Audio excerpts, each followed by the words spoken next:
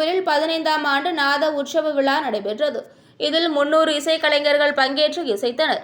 கரூர் அருகே உள்ள நெரூரில் சவுந்தரநாயகி உடனாகிய அக்னீஸ்வரர் கோவில் உள்ளது. இந்த கோவிலில் ஆண்டுதோறும் நாத உற்சவ விழா வெகு விமரிசையாக நடைபெறுவது வழக்கம். அந்த வகையில் இன்று 15ஆம் ஆண்டு நாத உற்சவ விழா நடைபெற்றது. இதனையொட்டி காலை 6 மணியளவில் அக்னீஸ்வரர் சுவாமிக்கு மங்கள இசையுடன் அபிஷேகம் மற்றும் ஆராதனை நடைபெற்றது.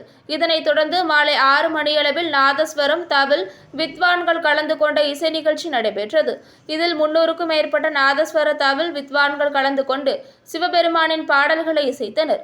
இந்த இசை நிகழ்ச்சி சுமார் 2 மணி நேரம் நடைபெற்றது. இதனையொட்டி காலை முதலே நெரூர் உள்பட பல்வேறு பகுதிகளைச் சேர்ந்த ஏராளமான பக்தர்கள் இந்நிகழ்ச்சியில் கலந்து கொண்டு சுவாமியை தரிசித்து சென்றனர்.